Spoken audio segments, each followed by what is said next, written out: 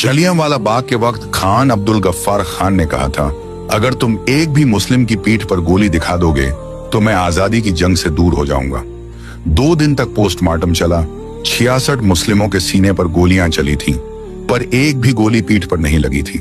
ये थे जंग आजादी के दीवाने। आज हम आपको अब्दुल गफ्फार खान की ऐसी कहानी सुनाने वाले हैं जिसे सुनकर आप सोचने पर मजबूर हो जाएंगे।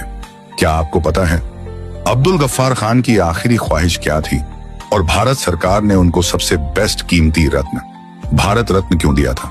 आइए जानते हैं विस्तार से। कुछ कहानियां दिल पर हथौड़ा बनकर लगती हैं और आज जो कहानी आप सुनने वाले हैं वो उसी इंसान की है जो मरते दम तक सिर्फ एक ख्वाहिश लिए बैठा था, मुझे भारत की तरफ दफन करना। क्यों, आज आपको पता चलेगा। वीडियो को लास्ट तक जरूर देखना। ये कहानी सुनते सुनते अगर आपकी आंखें नम न हो तो समझिए आपका दिल पत्थर का है।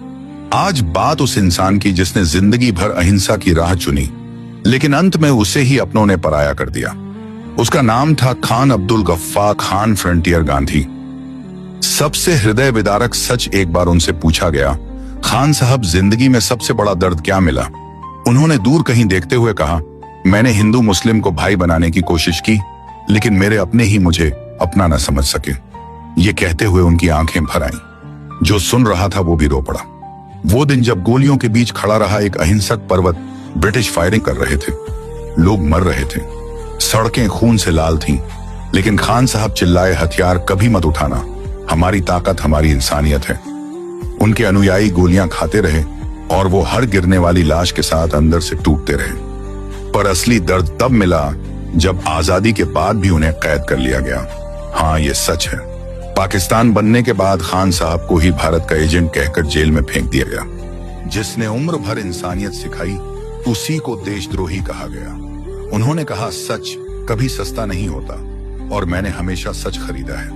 उनकी अंतिम इच्छा आज भी दिल चीर देती है। मौत से कुछ दिन पहले उन्होंने कहा, मेरी कब्र भारत पाकिस्तान सीमा पर बना देना, ताकि जब दोनों देशों में अमन आए तो मैं मुस्कुरा सकूं। ऐसी इच्छा किसी महापुरुष की ही हो सकती है।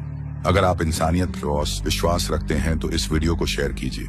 ये सिर्फ कहानी नहीं, एक दिल टूटे इंसान की चीख है, हमारे खून से पाई है।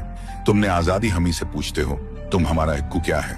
14 अगस्त 1947 की रात जब रेडियो पर भारत अब आजाद है का ऐलान हुआ, पूरा देश खुशी में डूब गया। लेकिन पेशावर में बैठे खान अब्दुल गफ्फार खान के कमरे में सन्नाटा था। उन्होंने रेडियो बंद किया और धीमे से जमीन पर बैठ गए।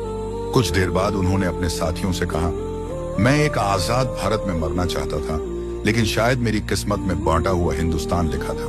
उनकी आंखों से आंसू टपकने लगे। जिंदगी में पहली बार उन्होंने अपने लोगों से कहा, मैंने सोचा था हम एक मुल्क, एक फिक्र डिस्टैंड इंसानियत बनेंगे, पर आज मुझे लग रहा है कि मेरा सपना मुझसे छीन लिया गया। उस रात उनके पास आने वाला हर साथी रो रहा था। सबसे बड़ा दर्द अपने ही घर में बेगाना होना।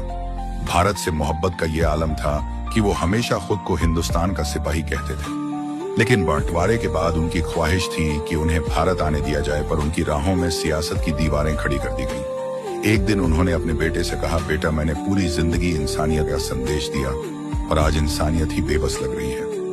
यह कहते हुए उनकी आवाज टूट गई। मौत के बाद भी उनका दिल हिंदुस्तान में था। 1988 में जब उनका इंतकाल हुआ तो उनकी आखिरी ख्वाहिश यही थी, मेरी कब्र हिंदुस्तान की सरहद की ओर होना, ताकि मैं मरकर भी अपने प्यारे भारत की तरफ देखता रहूं। दफनाते समय उनकी कब्र का रुख भारत की ओर मोड़ा गया।